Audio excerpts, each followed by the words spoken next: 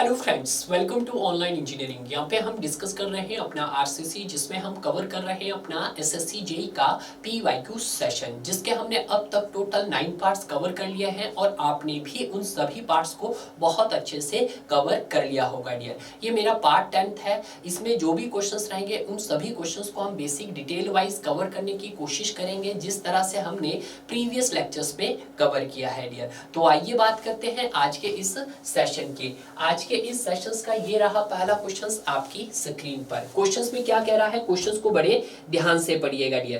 Questions में बोला है कि reinforce provided in A rectangular RCC beam, कि आपके पास एक रेक्टेंगुलर सेक्शन है जिसमें आपने क्या प्रोवाइड किया है सर, रेनफोर्समेंट प्रोवाइड किया है, जिसकी जो हमारे पास इफेक्टिव डेप्थ है वो आपके पास कितनी है 500 mm। तो मैं इफेक्टिव डेप्थ को क्या लिखता हूं सर, आपके पास 500 mm बोल दी है। उसके बाद ये क्या बोल रहा है, mm is such that actual depth of neutral axis is 300 mm, और जिसकी एक्चुअल डेप्थ भी दे दी गई है। एक्चुअल डेप्थ कितनी दे दी आपके पास, 300 mm दे दी गई है। क्लियर है। उसके बाद क्या बोला है, from extreme compression fibre Fe415 steel is use, और जो वहां पे आपका स्टील है यानी कि Fy है वो क्या है 415 न्यूटन पर mm² है। क्लियर है। And provided in tension face only, और क्या बोला है कि जो सर आपने वहां पर स्टील जो प्रोवाइड किया है, और स्टील कौन सा प्रोवाइड किया है आपने सर, Fe415 वो कहां पे प्रोवाइड किया है, टेंशन साइड ओनली पे,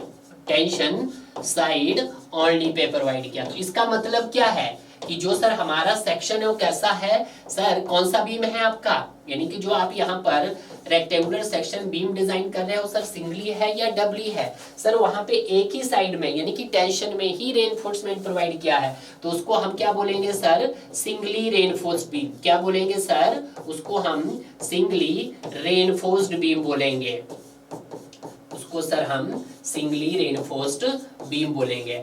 और जो सिंगली रेनफोर्स्ड बीम होता है उसको हम क्लासिफाइड करते हैं अकॉर्डिंग टू स्टील। वो कितने टाइप्स का होता है आपके पास, 3 टाइप का होता है। ठीक है, तो उसको देख लीजिएगा यहाँ पर कि जो सर हमारे पास सिंगली रेनफोर्स्ड बीम होता है, सिंगली रेनफोर्स्ड जो बीम होता है वो हमारा क्या होता है, स्टील के आधार पर उसको हम 3 तरह से क्लासिफाइड करते हैं। कौन कौन सा सर, एक तो होता है सर हमारे पास बैलेंस सेक्शंस। कौन सा सेक्शन होता है, बैलेंस सेक्शन होता है। और दूसरा कौन सा होता है सर हमारे पास, अंडर रेनफोर्स्ड सेक्शंस होता है, अंडर रेनफोर्स्ड सेक्शन होता है। और तीसरा कौन सा होता है आपके पास सर, ये सर ओवर रेनफोर्स्ड सेक्शन होता है, ओवर रेनफोर्स्ड सेक्शन होता है। क्लियर है। कितने सेक्शन होते हैं हम स्टील के आधार पर, 3 सेक्शन होते हैं। बैलेंस सेक्शंस में क्या होता है, आप सभी जानते हैं कि permissible stresses in steel and permissible stresses in concrete दोनों ही क्या करती है, अपनी परमिसिबल वैल्यू पर एक साथ पहुंचती है डियर। क्लियर है, ये चीज आप ध्यान रखना है।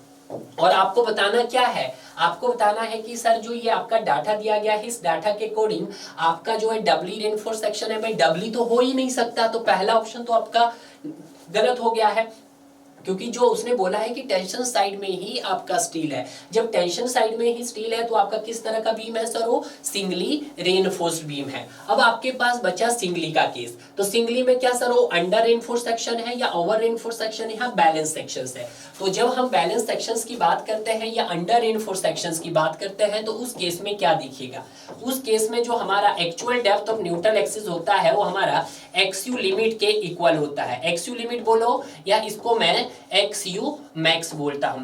उसी तरह से जब हम अंडर रेनफोर्स्ड सेक्शंस की बात करते हैं, तो जो इसमें XU होता है, actual depth of neutral axis जो होता है वो आपका क्या होता है, XU लिमिट से क्या होता है, आपका छोटा होता है। बट इस केस में जो XU होता है आपके पास वो मोर देन होता है आपका limiting depth of neutral axis से, किसमें, आपके ओवर रेनफोर्स्ड सेक्शन। तो आप सभी जानते हैं कि सर जो मेरे पास XU लिमिट, या तो मैं XU लिमिट बोलूं या मैं सर XU मैक्स बोलूं, वो क्या होता है, वो सभी जानते हैं आप सर, K इंटू डी होता है। और जो K होता है सर किस पे डिपेंड करता है सर, ग्रेड ऑफ कंक्रीट पे डिपेंड करता है। किस पे सर, ग्रेड ऑफ कंक्रीट पे डिपेंड करता है।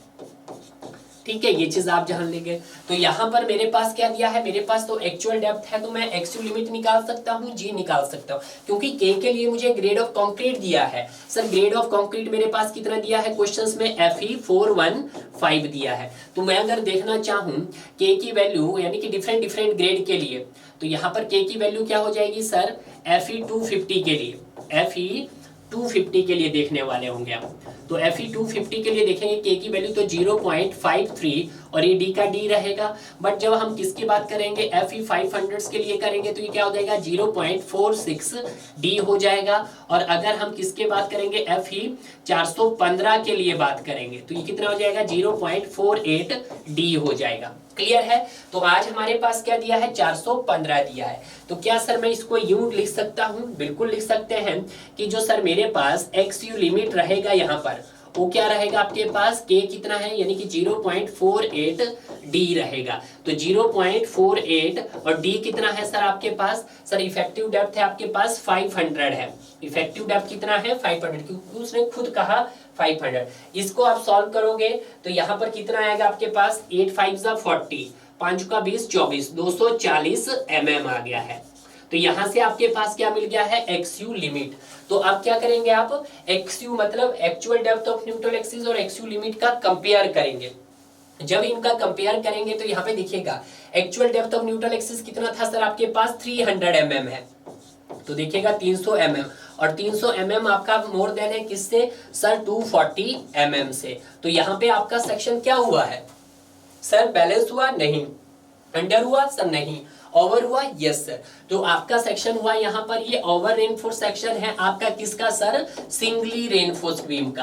किसका सर आपका सिंगली रेनफोर्स सेक्शंस का या बीम का बोल सकते हैं। सिंगली रेनफोर्स्ड सेक्शन नहीं लिखो आप, इसको क्या लिख देते हैं हम, सिंगली रेनफोर्स्ड बीम लिख देते हैं। सेक्शन तो आपका बना ओवर रेनफोर्स सेक्शन, ठीक है। और आप बताइएगा कि आप ओवर रेनफोर्स सेक्शंस को डिजाइन करते हैं, नहीं।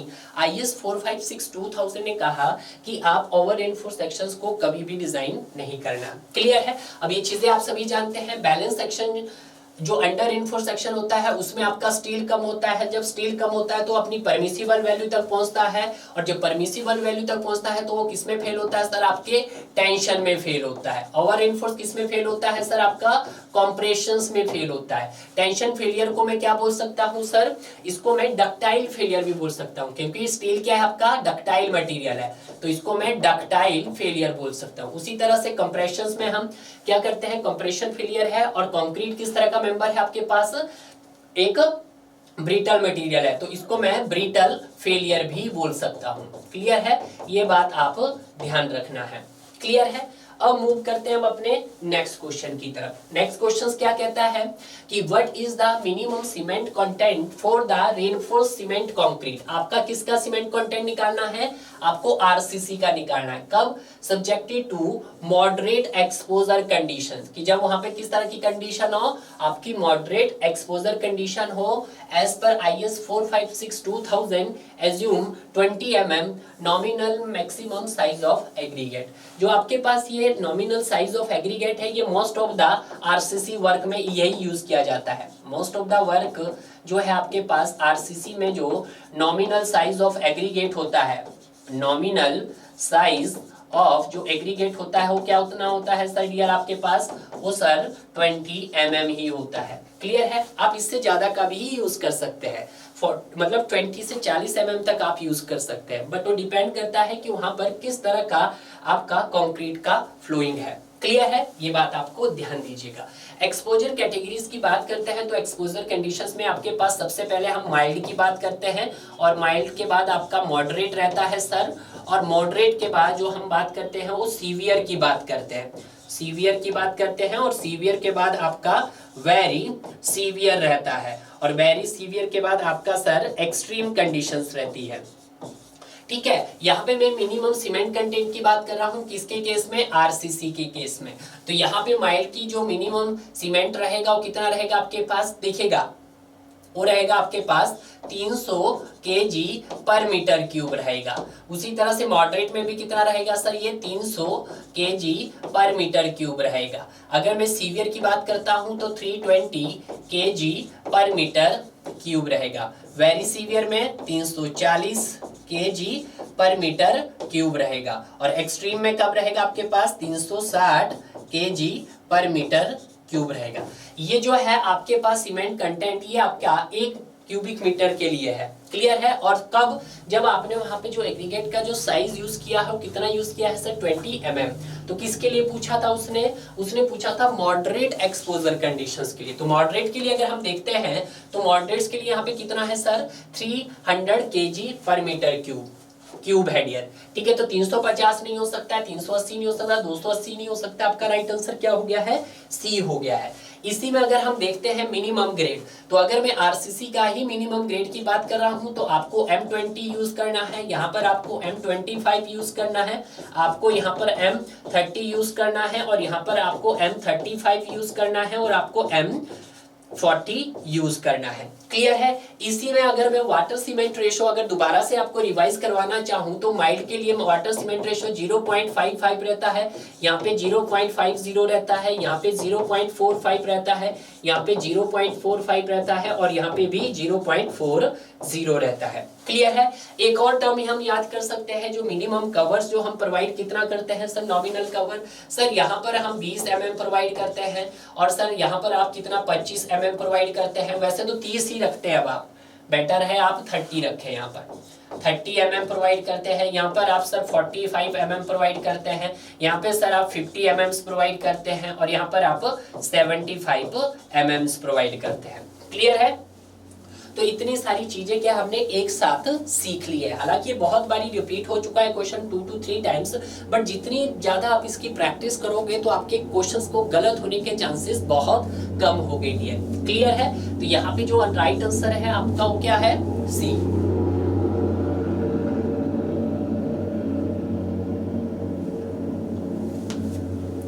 क्लियर है। अब मूव करते हैं नेक्स्ट क्वेश्चंस की तरफ। नेक्स्ट क्वेश्चंस क्या है, as per IS 456/2000 the tensile strength of concrete of grade M20। आपको किसकी बात कर रहा है वो, टेंसाइल स्ट्रेंथ ऑफ कंक्रीट की बात कर रहा है। टेंसाइल स्ट्रेंथ ऑफ कंक्रीट की बात कर रहा है। तो इसी का दूसरा नाम क्या है सर, इसी को हम क्या बोल सकते हैं, मॉडुलस ऑफ रप्चर बोल सकते हैं।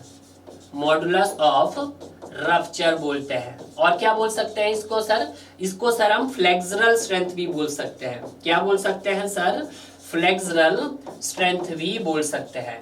और इसी को सर हम क्या बोल सकते हैं, इसी को सर आप क्रैकिंग स्ट्रेंथ भी बोल सकते हैं। क्रैकिंग स्ट्रेंथ भी बोल सकते हैं। और ये जो टेंसाइल स्ट्रेंथ होता है ये क्या होता है आपका सर, ये अंडर बेंडिंग होता है। ये क्या होता है सर आपका, अंडर बेंडिंग होता है।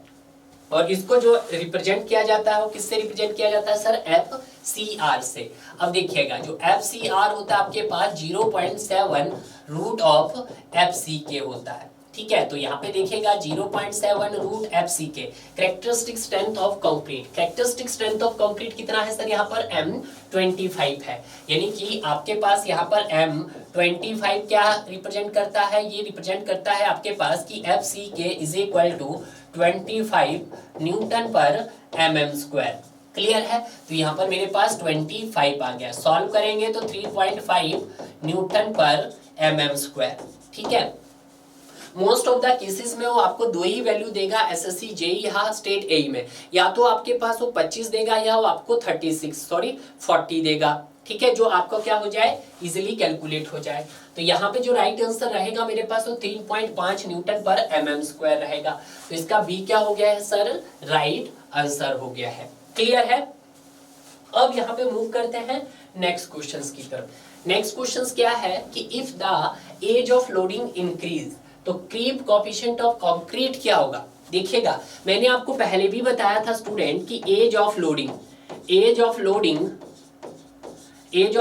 के बढ़ने से क्या होता है सर, आपका जो क्रीप कोएफिशिएंट है वो क्या होता है सर आपका, डिक्रीज होता है। क्या होता है सर आपका, डिक्रीज होता है। क्रीप कोएफिशिएंट जिसको मैं थीटा से रिप्रेजेंट करता था वो क्या होता है सर, डिक्रीज होता था। देखिएगा क्रीप कोएफिशिएंट होता क्या है, पहले तो ये चीज आप ध्यान दीजिएगा। क्रीप कोएफिशिएंट क्रीप कोएफिशिएंट होता है आपके पास ultimate creep strain, ultimate creep strain to the elastic strain at the edge of loading, elastic strain at the edge of loading.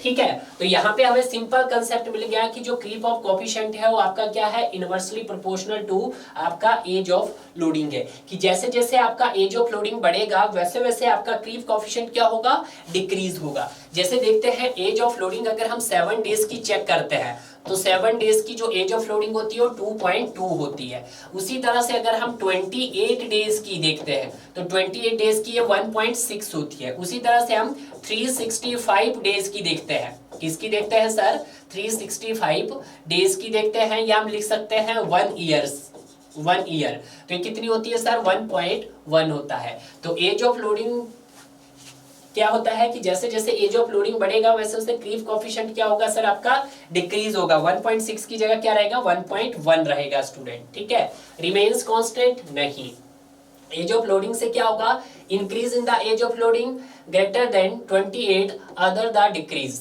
ठीक है, नहीं, तो क्या होगा आपका यहाँ पे क्रीप कोएफिशिएंट डिक्रीज होगा। तो डी इसका राइट आंसर है कि जैसे जैसे एज ऑफ लोडिंग बढ़ रहा है आपके पास क्रीप कोएफिशिएंट क्या हो रहा है, आपका डिक्रीज हो रहा है। ये आपका बढ़ रहा है और ये आपका डिक्रीज हो रहा है। क्लियर है, तो आपका जो राइट आंसर बनेगा वो डी बनेगा।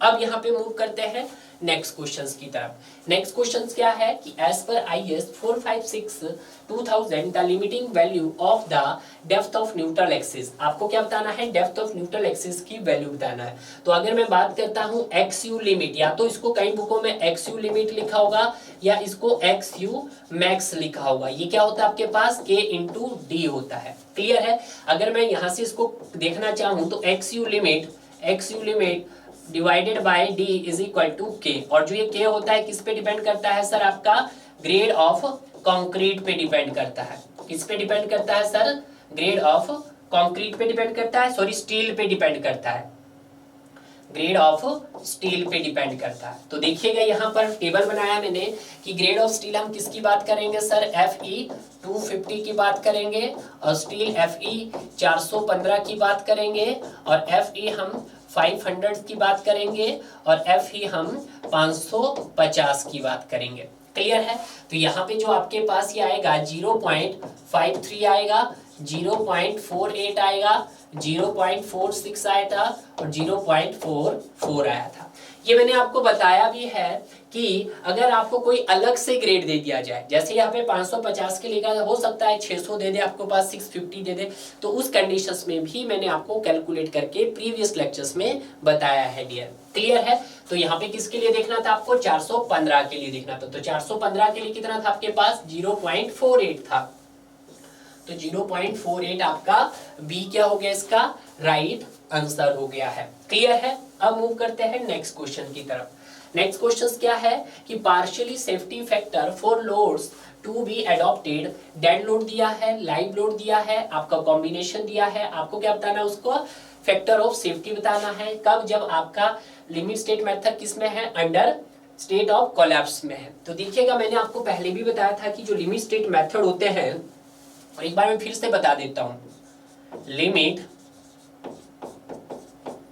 स्टेट मेथड्स, मेथड के क्या होते हैं, दो पार्ट्स होते हैं। कौन कौन से होते हैं सर, एक होता है limit state of collapse, limit state of collapse, और दूसरा होता है आपके पास limit state of serviceability, limit state of serviceability. ठीक है, जब हम लिमिट स्टेट ऑफ कोलैप्स की बात करते हैं तो यहां पर हम आपके स्ट्रक्चर की सेफ्टी और स्ट्रेंथ पर काम करते हैं। क्लियर है, यानी कि इसको हम, इस मेथड को आप इज आल्सो नोन एज, इसको क्या बोलते हैं आप, is also known age limit state of strength भी बोलते हैं, लिमिट स्टेट ऑफ स्ट्रेंथ भी बोलते हैं। या मैं इसको लिख देता हूं सेफ्टी। ठीक है, तो इसमें हम कौन कौन से फैक्टर इंक्लूड होते हैं ये आप सभी जानते हैं। सर इसमें आपका कोलैप्स हो सकता है, कोलैप्स आएगा इसमें फैक्टर में। सर इसमें टेंशन आएगा आपका, बिल्कुल आएगा सर। इसमें सर आपका कंप्रेशन आएगा, बिल्कुल आएगा सर। कंप्रेशन के बाद फैटिग आएगा, बिल्कुल आएगा सर, फैटिग भी इसी में आएगा। और आपका इसमें फ्लेक्सुरल आएगा, फ्लेक्सुरल मींस बेंडिंग आएगा। ठीक है, इन सभी फैक्टर्स को मद्देनजर रखते हुए हम अपने स्ट्रक्चर को क्या करते हैं, कंस्ट्रक्ट करते हैं। बट जब सेकंड केस आता है लिमिट स्टेट ऑफ सर्विसिबिलिटी, यानी कि जो आपका जो स्ट्रक्चर है वो अब आपका एक्चुअल शेप में है, यानी कि वो बन गया है, क्या वो सर सर्विसेबल बन गया है। जैसे फॉर एग्जाम्पल आप एक पार्किंग बना रहे हो, तो आप उस पार्किंग को चेक करोगे क्या सर वो पार्क लायक है या नहीं है। तो उस कंडीशंस में हम लिमिट स्टेट ऑफ सर्विसिबिलिटी में क्या चेक करते हैं, तो देखिएगा उसमें हम सबसे पहले उसका डिफ्लेक्शन चेक करते हैं। क्या करते हैं सर, डिफ्लेक्शन चेक करते हैं। जब डिफ्लेक्शन चेक कर दिया तो सर हम उसका क्रैकिंग भी चेक करेंगे। ठीक है, क्रैकिंग के बाद आपका लीकेज भी आएगा इसमें। ठीक है, लीकेज हो गया आपका सर, कोरोजन हो गया, कोरोजन भी आ गया इसमें। कोरोजन के अलावा और क्या हो सकता है, यहाँ पे ड्यूरेबिलिटी भी हो सकती है सर, ड्यूरेबिलिटी भी हो सकती है इसमें। ड्यूरेबिलिटी के अलावा क्या हो सकता है आपका, डिटोरेशंस भी हो सकता है आपका, डिटोरेशन भी हो सकता है आपका।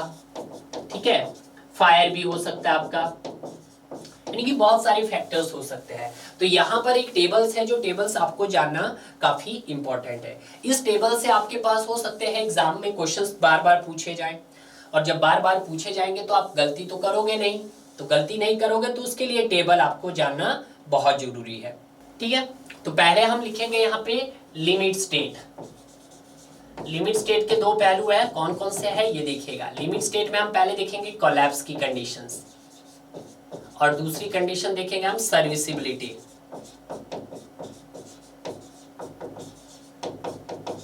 ठीक है, उसकी हम मटेरियल्स की क्या देखेंगे, मटेरियल्स की देखेंगे हम फैक्टर ऑफ सेफ्टी, और फिर हम देखेंगे लोड की भी देखेंगे। ठीक है, तो देखिएगा कोलैप्स के केस में अगर हम बात करते हैं किसकी, फैक्टर ऑफ सेफ्टी या पार्शियली सेफ्टी फैक्टर, मैं एलएसएम में बात कर रहा हूं, तो एलएसएम में हम क्या बोलेंगे, पार्शियली सेफ्टी फैक्टर। ठीक है, तो अगर मैं पार्शियली सेफ्टी फैक्टर गामा सी कितना होगा कंक्रीट का सर, 1.5 होगा। पार्शियली फैक्टर सेफ्टी स्टील की कितनी होगी सर, 1.15 होगी। क्लियर है। बट हम सर्विसिबिलिटी में देखते हैं, partially safety factor of concrete कितनी होगी सर, 1.0 होगी। Partially safety factor of steel कितनी होगी सर, 1.0 होगी। क्लियर है। अब हम लोड के कॉम्बिनेशंस की बात करते हैं इन केस ऑफ कोलैप्स। कोलैप्स में क्या होगा सर, डेड लोड होगा प्लस आपके पास लाइव लोड होगा। दूसरा कॉम्बिनेशंस क्या बनेगा आपके पास, दूसरा कॉम्बिनेशन बनेगा सर डेड लोड बनेगा प्लस या तो विंड लोड होगा या फिर अर्थक्वेक लोड होगा। ठीक है, और मैं एक और भी बना दूं इसका सर, एक डेड लोड भी हो सकता है आपके पास, यही विंड लोड भी हो सकता है, और आपके पास अर्थक्वेक लोड भी हो सकता है। तीसरी पॉसिबिलिटी क्या बन सकती है सर, तीसरी बन सकती है और डेड लोड भी हो सर, लाइव लोड भी हो सर, या विंड लोड हो या फिर अर्थक्वेक लोड हो। हमेशा याद रखना कि जब विंड लोड और अर्थक्वेक लोड दोनों आपको दे दिए जाएं तो सर आपको कौन सा लोड लेना है, जो आपका मैक्सिमम होगा। विंड लोड और अर्थक्वेक में जो मैक्सिमम होगा आपको उसको अडॉप्ट करना है। हमेशा ये बात याद रखना कि दोनों ही लोड ये एक साथ कभी नहीं आ सकते, या तो विंड लोड ही आएगा एक टाइम में या आपका अर्थक्वेक लोड ही आएगा। बट अगर एग्जामिनर आपको दोनों ही लोड दे दे तो आपको कौन सा लोड कंसीडर करना है, उन दोनों का मैक्सिमम कंसीडर करना है। तो ये तो कॉम्बिनेशंस बनाए हमने 3 कॉम्बिनेशन, तो देखिएगा तो इनका जब हम पार्शियली सेफ्टी फैक्टर देखेंगे, फर्स्ट का डेड लोड और लाइव लोड का वो क्या रहेगा सर, 1.5 रहेगा। Dead load plus wind load हो या अर्थक्वेक लोड हो तो उस केस में क्या आएगा सर आपका 1.5 आएगा। ये कब सर, ये तो नॉर्मल कंडीशंस में आएगा। ठीक है, बट सर अगर आपके पास क्या हो, स्लाइडिंग हो, ओवरटर्निंग की कंडीशंस हो, या उसने ग्रेविटी डैम करके बोल दिया गया हो, तो उस कंडीशंस में क्या आएगा सर आपके पास पार्शियली सेफ्टी फैक्टर 0.9 आएगा। और तीसरी कंडीशंस की जब सर आपके पास हॉल कॉम्बिनेशन हो तो उस कंडीशंस में सर 1.2 आएगा। क्लियर है। तो आज जो क्वेश्चंस में पूछा गया आपके पास वो कॉम्बिनेशन एक dead load plus live load पूछा और बोला है कि लिमिट स्टेट ऑफ कोलैप्स में क्या होगा उसका पार्शियली सेफ्टी फैक्टर, तो पार्शियली सेफ्टी फैक्टर कितना होगा सर उसका 1 पॉइंट, डेड लोड का भी कितना होगा सर 1.5 होगा, और लाइव लोड का भी कितना होगा स्टूडेंट 1.5 होगा। अब इसी क्वेश्चंस को मैं चेंज करता हूं, मैं कोलैप्स की जगह में क्या लिखता हूं, मैं सर्विसिबिलिटी लिखता हूं। क्या लिखता हूं सर, सर्विसिबिलिटी लिख देता हूं। तो आपका आंसर क्या होगा, अब ये भी तो देखना है। तो यहाँ पे भी जब हम क्या करते हैं, इसके भी लोड कॉम्बिनेशंस बनाते हैं, तो पहला जो लोड कॉम्बिनेशंस आपको दिखाई देता है वो क्या बनता है सर, वो देखिएगा। पहला इसका यही बनता है same, dead load plus live load. दूसरा जो बनता है वो डेड लोड बनता है प्लस आपके पास विंड लोड हो सकता है, या फिर अर्थक्वेक लोड हो सकता है, या वो सिस्मिक लोड भी बोल सकता है। और तीसरा हो सकता है सर डेड लोड हो सकता है, लाइव लोड हो सकता है, प्लस आपके पास विंड लोड या फिर अर्थक्वेक लोड हो सकता है। तो इसके भी हम फैक्टर्स देखने स्टार्ट करें, बिल्कुल सही, ये आपके पास दूसरा कॉम्बिनेशन, ये तीसरा हो गया। तो यहाँ पर आपका क्या रहेगा सर 1.01 रहेगा पार्शियली सेफ्टी फैक्टर। यहाँ पे भी कितना रहेगा सर 1 रहेगा, और यहाँ पे कितना रहेगा सर 1.2 रहेगा। तो जब सर्विसिबिलिटी का क्राइटेरिया उसने दे दिया जाएगा, तो उस कंडीशंस में आप क्या करेंगे, उस कंडीशन में नॉर्मल एक ही कंडीशंस रहेगी। बट अगर हम बात करते हैं किसकी, कोलैप्स की कंडीशन में, तो वहां पे आपका डेड लोड और विंड लोड की दो कंडीशंस रहती है। पहली तो नॉर्मल, और दूसरी आपके पास कौन सी, ओवरटर्निंग वाली। क्लियर है, तो ये चीज आपको ध्यान रखना है। ये तो लोड बोल दिया गया है, अब लोड में आपको डिजाइन लोड बोल दिया जाए तो डिजाइन लोड क्या हो जाएगा, तो डिजाइन लोड आपको इनका मैक्सिमम करना पड़ेगा। जैसे इनका भी बोला है कि आपको क्या निकालना है, डिजाइन लोड बनाना है। तो डिजाइन लोड में आपको क्या करना पड़ेगा सर, आपको इनका मैक्सिमम करना पड़ेगा। ठीक है, अगर कोलैप्स के केस में बोला तो इन तीनों का जो मैक्सिमम आएगा उसके लिए ही हम क्या करेंगे, उसको डिजाइन लोड कंसीडर करेंगे। क्लियर है, तो ये देखिएगा यहां से तो आपका पूरे का पूरा कंसेप्ट क्लियर हो गया होगा, लिमिट स्टेट मेथड का भी, और आपका लिमिट स्टेट ऑफ कोलैप्स और लिमिट स्टेट ऑफ सर्विसिबिलिटी का भी। क्लियर है, तो इस तरह से हमारे पास अगर यहाँ पर कोलैप्स की बात करता हूं तो 1.5 इसका आंसर क्या हो गया है, डी हो गया है। सर्विसिबिलिटी में क्या होता, सर्विसिबिलिटी में तो सर 1 आता, तो 1.51 की जगह 1 होता, इसकी जगह भी 1 होता, तो ई ऑप्शन में इसका 1.0 और 1.0 होता। क्लियर है, तो इस तरह का क्वेश्चंस भी एग्जाम में फ्रेम किया जाता है स्टूडेंट। अब यहां पर बात करते हैं हम अपने नेक्स्ट क्वेश्चंस की। नेक्स्ट क्वेश्चंस क्या है, for a thin slab and walls the maximum size of coarse aggregate should be limited. यानी कि किसकी बात कर रहा है, थिन स्लैब की बात कर रहा है, और आप वॉल की बात कर रहा है, यानी कि वो आपके आरसीसी मेंबर की बात कर रहा है एक प्रकार से। किसकी सर, आरसीसी मेंबर्स की बात कर रहा है। तो देखिएगा अगर हम बात करते हैं यहाँ पर एग्रीगेट की, किसकी बात करते हैं सर, एग्रीगेट की। तो जो एग्रीगेट आपके पास होता है वो आपके पास दो टाइप्स का होता है। एक होता है सर कोर्स एग्रीगेट होता है, बिल्कुल होता है सर, और दूसरा जो होता है मेरे पास वो फाइन एग्रीगेट होता है। दूसरा क्या होता है सर, फाइन एग्रीगेट होता है, बिल्कुल होता है सर। अब सर इनको हम कैसे बताएं कि सर ये कोर्स एग्रीगेट है या आपके पास फाइन एग्रीगेट है। तो इनको हम क्या करते हैं, पार्टिकल साइज के आधार पर क्लासिफाइड करते हैं। पार्टिकल साइज पर इन्हें हमें क्लासिफाइड करते हैं। जिनका particle size is more than 4.75 mm हो उनको हम कोर्स एग्रीगेट बोलते हैं, और जिनका particle size less than 4.75 mm हो उसको हम फाइन एग्रीगेट बोलते हैं। फाइन एग्रीगेट जैसे आपका सैंड हो गया, ठीक है, और जो कोर्स एग्रीगेट हो गया उसको आप एज ए एग्रीगेट भी बोल सकते हैं। इसमें आपके बोल्डर हो सकते हैं, आपके पास ग्रेवल हो सकते हैं। कोर्स एग्रीगेट में क्या हो सकता है सर, आपके पास कोर्स एग्रीगेट में आपके पास सर ग्रेवल हो सकते हैं बड़े बड़े साइज के, और आपके बोल्डर हो सकते हैं। ठीक है, ये बात आप ध्यान रखना। और फाइन एग्रीगेट में क्या हो गया आपका, जैसे सैंड हो गया आपके पास, बिल्कुल सर, सैंड हो गया आपके पास, सुर्खी हो गया आपके पास, एक्सेट्रा। ठीक है, ये बात आपको ध्यान रखनी है। उसके बाद हम अगर सेकंड बात करते हैं कि जो नॉमिनल साइज होता है आपका एग्रीगेट का, इन case of RCC, the nominal size of aggregate should not be more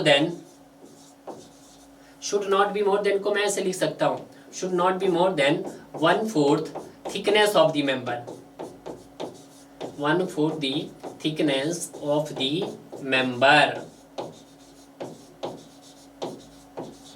ठीक है, और generally in case of RCC, generally RCC work the nominal size of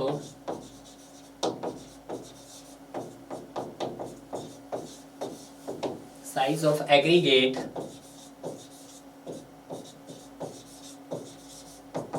is 20 mm। कितना रहता है आपके पास 20 mm। अब आप चाहो तो इस 20 mm को बढ़ा भी सकते हैं, डिपेंड करता है कि वहां पर किस तरह का कंक्रीटिंग करनी है आपको। क्लियर है? तो ये चीज आपको आ गया। तो सर 1/3 बोला उसने, 1/4 बोला या 3/4 बोला या 2/3 बोला, तो उसने 1/4 शुड नॉट मतलब लिमिटेड मतलब 1/4 होना चाहिए। 1/4 the thickness of the concrete section. Concrete section, ठीक है, कंक्रीट सेक्शन जैसे आपका यहाँ पे थिन स्लैब हो गया, जैसे आपके पास वॉल्स हो गया। क्लियर है? तो राइट आंसर क्या हो गया आपके पास? बी इसका राइट आंसर हो गया है। क्लियर है? अब मूव करते हैं हम अपने नेक्स्ट क्वेश्चन की तरफ। नेक्स्ट क्वेश्चन क्या है? As per the IS 456 calculate the flexural strength of concrete. आपको FCR निकालना, वही सिंपल सा। तो 0.7 इज रूट FCK। तो FCK कितना दिया गया है आपके पास? तो FCK दिया है 36 न्यूटन पर mm स्क्वायर। तो ये आपके पास 0.7 इज रूट 36। तो यहां से जब सॉल्व करेंगे तो यह कितना आएगा आपके पास? 4.2 न्यूटन पर mm स्क्वायर। क्लियर है? तो यहां से जो आपका राइट आंसर आ गया हो, कितना आ गया सर? ए इसका राइट आंसर आ गया है। क्लियर है? अब हम मूव करते हैं नेक्स्ट क्वेश्चंस की तरफ। नेक्स्ट क्वेश्चंस क्या है कि according to IS 456 nominal cover reinforce in case of footing. कि फुटिंग के केस में आपको क्या बताना है? आपको वेरी एक्सपोजर कंडीशंस, कि जब वेरी एक्सपोजर कंडीशंस होगी तो उस केस में आपका कवर कितना होगा, नॉमिनल कवर। देखिएगा, अगर हम बात करते हैं स्लैब के केस में, पहले स्लैब में जो आपका कवर रहता है, यहाँ तो लिख लेना है आपके RCC मेंबर हो गया, यहाँ तो क्या हो गया आपके पास? RCC मेंबर हो गया। तो स्लैब के केस में हम कितना प्रोवाइड करते हैं? 20 mm करते हैं। अगर हम स्लैब के बाद बीम की बात करते हैं तो बीम में हम कितना प्रोवाइड करते हैं सर? 25 mm प्रोवाइड करते हैं। बीम के बाद अगर हम कॉलम की बात करते हैं तो सर कॉलम में कितना प्रोवाइड करते हैं आप? 40 mm की बात करते हैं। ठीक है, और अगर हम बात करते हैं फुटिंग में, तो फुटिंग में मिनिमम कितना हम प्रोवाइड करते हैं सर? फुटिंग में हम 50 mm प्रोवाइड करते हैं। ठीक है, तो shall not be less than 30, shall not be less than 25, 50। But यहाँ पे एक्सपोजर के आधार पर, अब ये तो आपका सिंपल याद रखना आपके पास कि जब सिंपल हो, ठीक है, but in case of exposure condition के आधार पर, एक्सपोजर में हम बात कर लेते हैं सबसे पहले माइल्ड की बात करते हैं, फिर सर हम मॉडरेट की बात कर लेते हैं, और मॉडरेट के बाद हम सर सीवियर की बात कर लेते हैं, और सीवियर के बाद सर हम वेरी सीवियर की बात कर लेते हैं, और वेरी सीवियर के बाद सर हम एक्सट्रीम की बात कर लेते हैं। ठीक है, तो मिनिमम ग्रेड जो हम माइल्ड में यूज करते हैं, यहाँ पे मैं दोनों ही ग्रेड आपको बता देता हूँ एक बार फिर से। ठीक है, यहाँ पर आपके पास PCC का भी बता देते हैं और यहाँ पर हम RCC का भी बता देते हैं। तो यहाँ पर ये आपका PCC का तो कोई मेंशन नहीं किया था माइल्ड के लिए, तो आप कुछ भी नहीं लिखो यहाँ पर, ठीक है, ऐसे लिख दो। बट RCC का उसने रिकमेंड किया M20, यहाँ पर M15 रिकमेंडेड किया, यहाँ पर M25 किया, यहाँ पर उसने सर M20 किया, यहाँ पे सर उसने M30 किया, यहाँ पे सर उसने M25 किया, यहाँ पे सर उसने 35 किया, यहाँ पे उसने M30 किया, यहाँ पे सर उसने M40 किया। क्लियर है? यानी कि ग्रेड तो पता चल गए हैं। अब हम देख लेते हैं नॉमिनल कवर। तो यहाँ पे माइल्ड कंडीशंस के लिए जो कवर प्रोवाइड किया हो 20 mm प्रोवाइड किया कोड ने, और मॉडरेट के लिए सर 30 mm प्रोवाइड किया है, और सर सीवियर के लिए उसने 45 mm प्रोवाइड किया है, और वेरी सीवियर के लिए सर उसने कितना सर 50 mm प्रोवाइड किया है, और एक्सट्रीम के लिए कितना प्रोवाइड किया है सर आपको? एक्सट्रीम के लिए 75 mm प्रोवाइड किया है। तो यहाँ से तो आपको यह है कि फुटिंग में जो आपका कम से कम कवर प्रोवाइड करना है वो आपको 50 mm का प्रोवाइड करना है। बट कंडीशन कौन सी दे दी है? Very severe. तो वेरी सीवियर में जो मिनिमम हम क्या करते हैं, कवर प्रोवाइड करते हैं, वो भी कितना है सर 50 mm आया। तो इसके अकॉर्डिंग देखेंगे हम कंडीशंस के आधार पर, तो भी आपको 50 mm से कम तो प्रोवाइड करना ही नहीं है। तो यहाँ पे क्या होगा sir, shall not be less than 50 mm। तो आपका सी इसका राइट आंसर हो जाएगा। क्लियर है। अब मूव करते हैं हम अपने नेक्स्ट क्वेश्चन की तरफ। नेक्स्ट क्वेश्चंस भी इंटरेस्टिंग क्वेश्चंस है कि कैंटिलीवर बीम है जिसका साइज 300 mm है। देख लेते हैं हम, कैंटिलीवर बीम बना लेते हैं। एक सेक्शन है कोई, मान लेते हैं उसमें क्या बोल दिया है कि उसकी क्या दे दी है सर, ओवरऑल डेप्थ दे दी है आपके पास, ओवरऑल डेप्थ दे दी है 550 और उसका जो विड्थ दे दिया है वो सर कितना दे दिया है,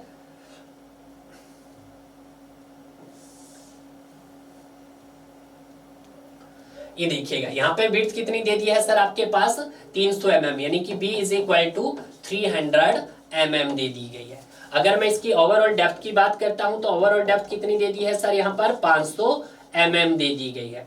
क्लियर है। और क्या बोला है कि विद 3 बार्स ऑफ 12 mm, और यहाँ पर 3 बार्स प्रोवाइड की है 12 mm की। ठीक है।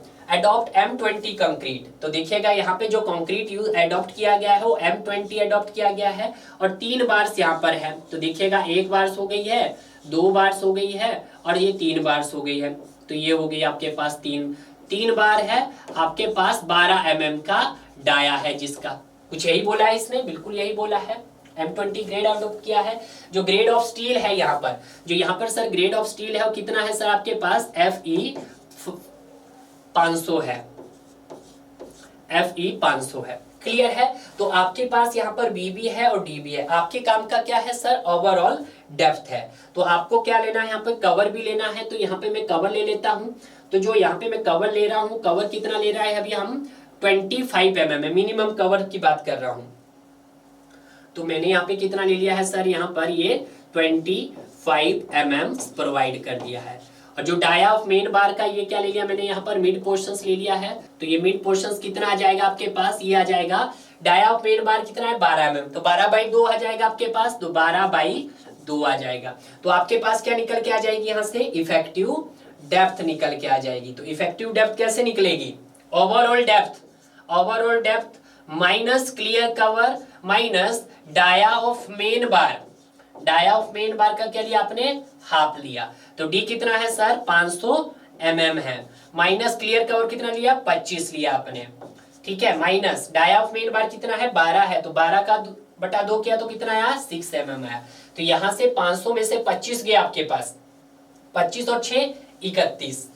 देखिएगा ये 500 है या 550, सॉरी ये 550 है आपका, ध्यान दीजिएगा। ये कितना है आपके पास सर, डी जो है मेरे पास, डी जो है वो 550 है। तो यहाँ पर आप 550 लगाइएगा। तो 550 में से 31 गया तो कितना है आपके पास 519 mm आ गया। तो ये भी क्वेश्चन हो सकता है कि आपको इफेक्टिव डेप्थ अगर पूछ लिया जाता कि सर इफेक्टिव डेप्थ क्या होता, तो इफेक्टिव डेप्थ आपने निकाल लिया है सर, बिल्कुल सही निकाल दिया है। Overall depth minus clear cover minus dia of main bar by 2, तो यहाँ से कितना आएगा सर 519 mm आ गया है। क्लियर है। आपको निकालना क्या है, देखिएगा the depth of the neutral axis बताना है। तो डेप्थ ऑफ न्यूट्रल एक्सिस, यहाँ actual depth of neutral axis बोलता हूं मैं। तो आपको क्या निकालना है, depth of neutral axis, depth of neutral axis बोलो या फिर actual depth of neutral axis बोलो। ठीक है। तो ये आपका सेक्शन है, ये सेक्शंस को मैं 2 पार्ट्स में कट करूंगा, बिल्कुल सर। और यहाँ पे कुछ जो डायग्राम आपको दिखाई देगा, स्ट्रेन डायग्राम कुछ इस तरह से दिखाई देगा, कुछ इस तरह से दिखाई देगा। This is the strain diagram. ठीक है। तो this portion is compression and this portion is tension. ठीक है। तो हमें क्या करना पड़ेगा कि all compressive force is equal to all tensile force। तो compressive force is 0.36 FCK is BXU is equal to 0.87 FY into AST। ठीक है। अब AST तो आप निकाल सकते हैं, देखिएगा यहाँ पे जो आपको पास गिवन थे सर, बी मेरे पास गिवन था सर 300 mm आ गया मेरे पास, ओवरऑल डी मेरे पास गिवन था 550 mm आ गया, जिससे मैंने क्या निकाल दिया, इफेक्टिव डेप्थ निकाल दी 519 mm आ गया। ठीक है। तो मेरे पास क्या दिया हुआ सर यहाँ पर number of bars they the, number of bars मेरे पास 3 दे दी और जिसका मेरे पास क्या दे दिया डाया ऑफ मेन बार दे दिया 12 mm। तो मैं यहाँ से क्या निकाल सकता हूँ AST निकाल सकता हूँ, बिल्कुल निकाल सकता हूँ। 3 बार का एरिया, एक बार का एरिया कैसे निकलेगा सर π/4 इंटू आपका 12 का स्क्वायर। आपके पास कितनी है सर आपके पास 3 बार है तो यहाँ से कितना आ जाएगा आपके पास AST आ जाएगा। तो AST कैलकुलेट कीजिएगा तो कितना आया तो यह आएगा आपके पास 339.29 mm स्क्वायर आएगा। चेक कर लेना भाई आपने, ठीक है। तो यहाँ पे सारी वैल्यू पुट करेंगे, आपको क्या निकालना है एक्चुअल डेप्थ। तो XU जो हो जाएगा मेरे पास 0.87 FY AST divided by 0.36 FCK into B। तो यहाँ पे देखिएगा 0.87 FY कितना है आपके पास, FY दिया है 500 तो आप कीजिएगा 500 into AST 339.29 divided by 0.36 FCK 20 into B 300। FCK कितना है 20 है, क्लियर है। तो आपके पास कितना आ जाएगा यहाँ पर ये 68.27 mm समथिंग आ जाएगा। चेक कर लेना है। तो आपका जो राइट आंसर हो गया वो आपके पास क्या हो गया है सर, ये इसका राइट आंसर हो गया है।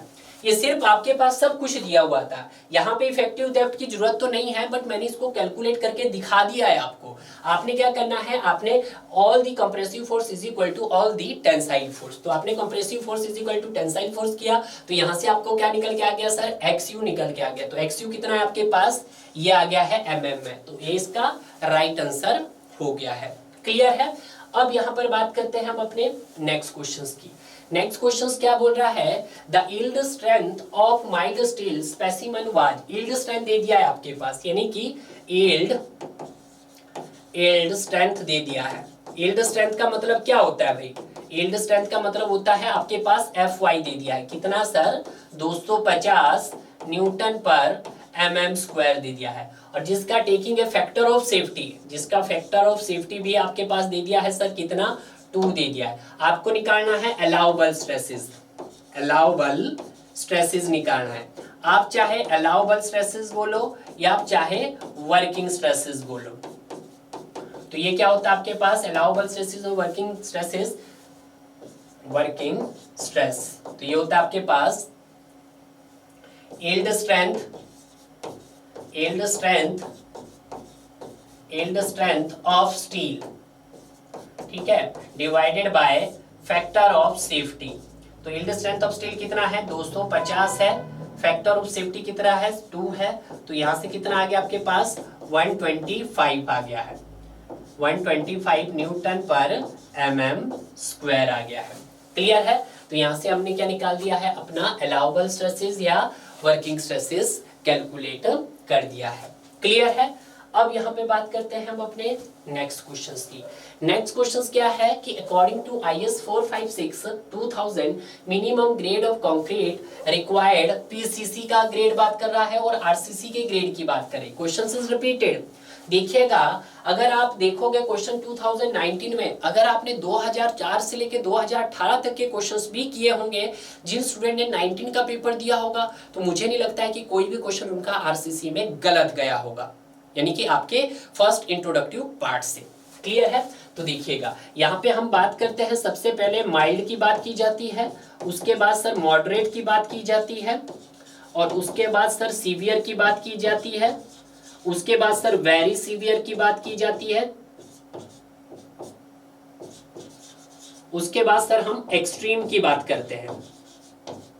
तो यहाँ पे जब मैं किसके PCC के ग्रेड की बात करता हूं तो माइल्ड के लिए तो नहीं दिया उसने बात, 15 हो गया आपके पास, ये सर मेरा 20 हो गया है, और ये सर 25 हो गया है, और ये सर 30 हो गया है। ये क्या हो जाएगा आपके पास 30 हो गया है। RCC की बात करता हूं तो RCC के लिए सर मिनिमम माइल्ड के लिए 20 दिया गया है, मॉडरेट के लिए सर 25 दिया गया है, सीवियर के लिए सर 30 दिया गया है, वेरी सीवियर के लिए सर 35 दिया गया है, और एक्सट्रीम के लिए सर 40 दिया गया है। इसने किसके लिए बोला है? इसने बोला है एक्सपोजर कंडीशन, वेरी सीवियर के लिए बोला है। तो वेरी सीवियर में अगर हम देखते हैं यहाँ पर तो देखिएगा, वेरी सीवियर का कॉलम ये है आपके पास, बिल्कुल है सर। वेरी सीवियर पीसीसी के लिए M25, वेरी सीवियर के लिए 15 नहीं हो सकता, आपके पास 20 नहीं हो सकता, 10 नहीं हो सकता, बचा क्या आपके पास? डी ऑप्शन बचा, बिल्कुल डी ऑप्शन बचा। बट वेरी सीवियर के लिए जो आरसीसी का जो ग्रेड होना चाहिए था वो 35 होना चाहिए, यहाँ पे उसने क्या कर दिया है? 40 कर दिया है। ठीक है, तो ये चीज ध्यान रखना है, कोई ना कोई सही तो करना पड़ेगा। बट ये तो कंफर्म है कि पीसीसी के लिए आपका ना तो 15 काम कर सकता है, ना 10 काम, 10 तो हो ही नहीं सकता, 15 और 20 में से नहीं हो सकता। आपके पास जो मोस्ट अप्रोप्रिएट आंसर है, तो स्टूडेंट या तो इसको भी टिक करेंगे तो 20 हो नहीं सकता, क्योंकि पीसीसी की जो पॉसिबिलिटी होनी चाहिए वो पहले सही होनी चाहिए। तो वो क्या है आपके पास? M25 है। क्लियर है? वैसे इसका जो राइट आंसर है तो आपके पास M25 और आपके पास M35 है। क्लियर है? तो मैं सही ऑप्शंस की तरफ जाऊंगा, तो मैं किसकी तरफ जाऊंगा? यहाँ पर डी ऑप्शंस के लिए जाऊंगा। क्लियर है? बट अगर वो किसके लिए जाता, पहले आरसीसी बोलता, तो मैं पहले आरसीसी का करेक्ट करने की कोशिश करता। क्लियर है? ये बात आप ध्यान रखिएगा। अब बात करते हैं हम अपने नेक्स्ट क्वेश्चंस की तरफ। नेक्स्ट क्वेश्चन देखिएगा कि इन case of reinforce concrete column the footing the minimum value of nominal cover thickness to be provided meaning in the durability requirement under very severe conditions। very severe में बोला है उसने, तो और very severe में मैंने आपको पहले भी बताया था, चाहे फुटिंग हो, फुटिंग की कंडीशन में जो आपके पास क्लियर कवर होना चाहिए, क्लियर कवर जो होना चाहिए should not be less than 50 mm नहीं होना चाहिए। क्लियर है? क्योंकि हमने अभी देखा सर कि बीम के केस में कितना होता है सर आपके पास? सर 20 mm होता है आपके पास, सॉरी स्लैब के केस में, स्लैब के केस में कितना होता है? 20 होता है, बीम के केस में 25 mm होता है, और कॉलम के केस में इन जर्नल की बात कर रहे हैं आपका 40 होता है। ठीक है, और आपका फुटिंग में कितना होता है? फुटिंग में सर आपका 50 mm होता है। ठीक है, ये बात। बट अगर हम एक्सपोजर कंडीशंस पे जाएं तो माइल्ड की बात करते हैं, तो सर माइल्ड में जो हमारा रहता है वो 20 mm का रहता है। ठीक है, और अगर सर हम मॉडरेट की बात करते हैं तो मॉडरेट में सर कितना होता है आपके पास? सर आपका 30 mm होता है। कितना होता है सर? 30 mm प्रोवाइड करते हैं। सीवियर की बात करते हैं सर, तो सीवियर में कितना होता है सर आपका? तो सीवियर में सर आपका 45 mm होता है। कितना होता है सर? 45 mm होता है। वेरी सीवियर कंडीशंस की बात करते हैं तो वेरी सीवियर में सर 50 mm से कम नहीं होना चाहिए। वेरी सीवियर कंडीशन वो चाहे आपकी स्लैब की हो, चाहे बीम की हो, चाहे कॉलम की हो, किसी की भी हो, बट आपका 50 से कम नहीं होना चाहिए। कंडीशन पे ध्यान दीजिएगा। ठीक है, बट जब हम एक्सट्रीम की बात करते हैं तो एक्सट्रीम के केस में हम कितना कवर प्रोवाइड करेंगे सर? 75। ये मिनिमम क्राइटेरिया है एक्सपोजर के आधार पर। तो उसने एक तो अलग से बोला कि फुटिंग के लिए बताओ, और एक से उसने कंडीशन भी दे दी। तो वेरी सीवियर कंडीशन में 50 से कम, और नॉर्मल केस में देखते हैं हम तो फुटिंग में 50 से कम नहीं होना चाहिए। तो राइट आंसर जो होगा आपके पास वो आपका ए विल बी राइट आंसर हो जाएगा। क्लियर है? अब यहाँ पे बात करते हैं हम अपने नेक्स्ट क्वेश्चंस की। नेक्स्ट क्वेश्चंस क्या है? For M20 concrete the modulus of elasticity concrete can be acceptable limit. देखिएगा EC जो हमारे पास होता है वो क्या होता है सर? 5000 रूट ऑफ FCK होता है। ये किसके अकॉर्डिंग होता है सर? IS 456 2000 के अकॉर्डिंग होता है। और कुछ माशाल्लाह ऐसे भी है जो अभी भी क्या करते हैं, इसको ऐसे भी सॉल्व करते हैं। 5700 root of FCK is IS 456 is 1978, और आंसर यही निकालते हैं। आपको ये नहीं निकालना, आपको ये देखना है। तो EC is equal to 5000 is root of FCK कितना दिया है? 25 दिया है। तो यहां से जो आपका आएगा वो 25,000 आ जाएगा आपके पास। कितना आ जाएगा? 25,000 आ जाएगा। ठीक है, तो यहाँ पे देखिएगा, यहाँ पे वैल्यू है 20 से 30,000 के बीच में, या 30,000 से 40,000, या 10,000 से 15,000, या 15,000 से या 20,000। यहाँ तो 25,000 आए, तो 25,000 जो वैल्यू लाइज कर रही है आपकी, लाइज बिटवीन 20,000 टू 30,000 के बीच में लाई कर रही है। क्या कर रही है? जो 25,000 वैल्यू है वो आपकी 20,000 और 30,000 के बीच में लाई कर रही है। तो आपका राइट आंसर क्या बनेगा सर? ए इसका राइट आंसर हो जाएगा। क्लियर है? तो ये चीज आपको ध्यान रखनी है। अब अगर आप इसको किससे कैलकुलेट करोगे, ये वाले मेथड से देखोगे तो यहां से भी देखिएगा, तो यहां पर आपके पास 1 2 ये आगे आपके पास यहाँ पे 35 35 5 25 28 समथिंग आ जाएगा। ठीक है, इसको भी कैलकुलेट करने की आवश्यकता नहीं है वैसे। ठीक है, आप चाहो तो कर भी सकते हो बट कोई फायदा नहीं है। हमें किस कोड के मुताबिक देखना है? हमें तो इस कोड के मुताबिक देखना है। क्लियर है? अब बात कर लेते हैं आज के लास्ट क्वेश्चंस की। ये आखिरी क्वेश्चंस है, इसके बाद हमारे जो भी क्वेश्चंस होंगे वो आपकी नेक्स्ट स्लाइड में होंगे। ठीक है, देखिएगा क्वेश्चंस क्या बोल रहा है। The minimum period before the sleeping time the form work to RCC beam. आपको किसका बताना है? बीम का बताना है। क्या? Form work. तो देखिएगा मैंने आपको एक डायग्राम से बताया था, ये चीज आप भूल जाइएगा, इसको मत देखिएगा। यहाँ पे डायग्राम से आपको चीजें समझ आ जाएगी।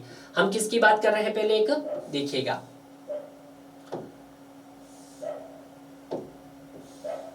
क्योंकि टेबल तो आप पहले भी देख चुके हैं भाई। अब यहां पे देखिएगा, ये क्या है आपके पास sir? Vertical face of the vertical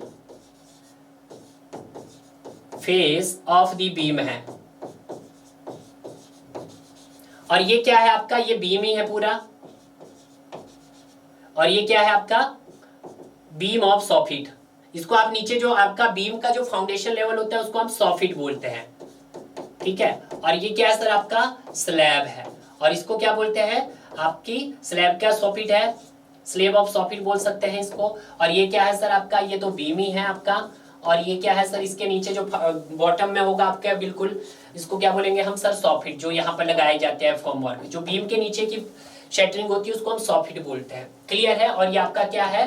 vertical face of the beam है। Vertical face of the beam है। देखिएगा, जब हम बात करेंगे आपके किसकी? Vertical face of the beam के बारे में बोलो, या कॉलम्स के बारे में बोलो, या वॉल्स के बारे में बोलो, जो आपके पास वर्टिकली है, तो उसकी जो शटरिंग जो रिमूव की जाएगी वो आपकी 24 से 48 घंटे के बीच हम क्या कर सकते हैं? उसको रिमूव कर सकते हैं। बट अगर हम किसकी बात करेंगे? आपके बीम ऑफ सॉफिट की बात करेंगे। इसको क्या बोलेंगे? Beam of soffit. Beam of soffit means आपके बीम के जो नीचे का लेवल होगा जो कैसा है? हॉरिजॉन्टल। जैसे मान लेते हैं ये मेरे पास क्या था, मैं आपको एक डायग्राम से दिखाना चाहता हूं। मान लेते हैं मेरे पास ये बीम है, ये बीम है। ये बीम का क्या है? वर्टिकल फेस है। और ये जो बीम का है ये क्या है? बीम का बिल्कुल आपका बॉटम पार्ट है। इसी को क्या बोलते हैं आप? सॉफिट बोलते हैं। किसका सॉफिट? बीम का सॉफिट। तो इसको हम बोलेंगे आपका बीम ऑफ सॉफिट और स्लैब ऑफ सॉफिट। जो आपका बीम ऑफ सॉफिट है इसको कितने दिन में रिमूव किया जाता है सर? 7 डेज में रिमूव किया जाता है। और स्लैब का कितने दिन में रिमूव किया जाता है सर? आपका 3 डेज में रिमूव किया जाता है। स्लैब का कितने दिन में रिमूव किया जाता है? आपका 3 दिन में रिमूव किया जाता है। सॉरी, उल्टा कर दिया आपने, नहीं सही है। ठीक है, बिल्कुल सही। और ये तो आपके पास पता ही है, vertical face of the beam की बात कर लो, आप कॉलम की बात कर लेते हैं, आपके वॉल की बात कर लेते हैं, तो कितने दिन में सर? वो आपके 24 to 48 हार्स में बात कर लेते हैं। और बीम सॉफिट यहाँ पे फिर से आ गया सर, 7 डेज में हम करते हैं।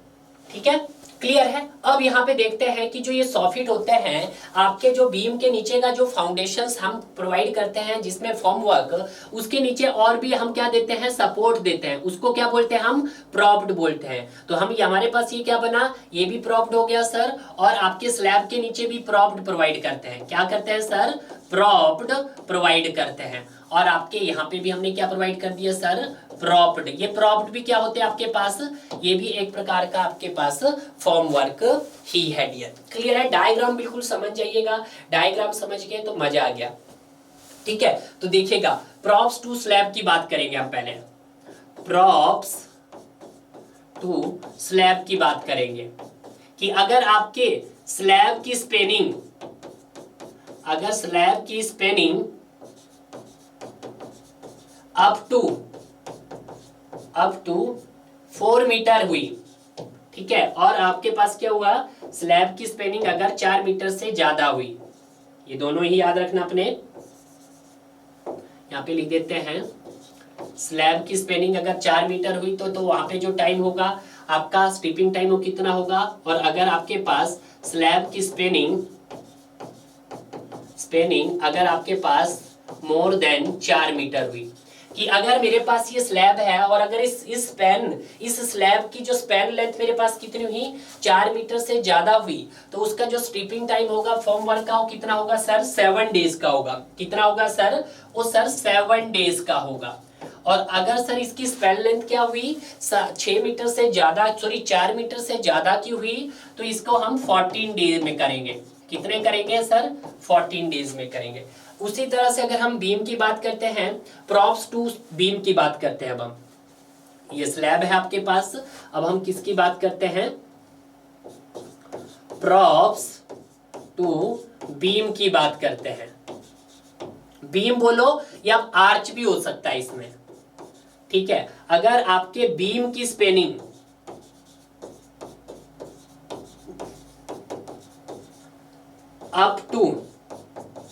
अप टू कितनी हुई आपके पास 6 मीटर हुई और मोर 6 मीटर हुई। अगर 6 मीटर हुई तो जो आपकी फॉर्म वर्क है, जो शटरिंग का जो रिमूवल टाइम होगा वो कितने दिन का होगा सर? 14 डेज का होगा। अगर 6 मीटर से ज्यादा की हुई आपके बीम की लेंथ, तो कितना होगा आपके पास? 21 डेज में होगी। 21 डेज में होगी। आज किस पे पूछा था क्वेश्चन? आज तो बीम पे पूछा था। तो बीम के केस में कितने दिन में आएगी सर? 7 डेज में आएगी। तो सी आंसर हो गया आपके पास 7 डेज हो गया इसका। क्लियर है? तो देखिएगा, अगर आपसे पूछे कि बीम ऑफ सॉफिट, तो बीम ऑफ सॉफिट कितने दिन में रिमूव की जाती है शटरिंग? 7 दिन में। अगर आपसे पूछे स्लैब ऑफ सॉफिट कितने दिन में रिमूव की जाती है सर? 3 दिन में। अगर आपसे पूछे vertical face of the beam कितने दिन में सर? 24 से 48 घंटे में। उसमें आपका कॉलम भी हो सकता है और वॉल भी हो सकता है। अगर आपसे पूछे कि प्रॉप्स टू स्लैब है और अगर स्पैन आपके पास 4 मीटर तक है, तो कितने दिन में? 7 दिन में। अगर स्पैन लेंथ 4 मीटर से ज्यादा हुई तो 14 दिन में। और अगर सर हमारे पास प्रॉप्स टू बीम हुआ, तो बीम स्पैनिंग अगर आपकी 6 मीटर तक है तो 14 डेज में रिमूव करेंगे। अगर स्पैन लेंथ 6 मीटर से ज्यादा है तो आपको वहां पर 21 दिन बाद शटरिंग को खोलना पड़ेगा। क्लियर है? तो जितने भी यहाँ पर मेरे क्वेश्चन थे उन सभी क्वेश्चंस को हमने बेसिक डिटेल से कवर किया, ताकि आपका कंसेप्ट और ज्यादा स्ट्रॉन्ग बन सके। तो बेटर है जो आपके प्रीवियस पार्ट है उनको बहुत अच्छे से कवर कीजिएगा, और जो भी मैं यहाँ पर जितने बेसिक पॉइंट्स बताता हूँ इनको अपनी नोट कॉपी में ऐड करते जाइएगा।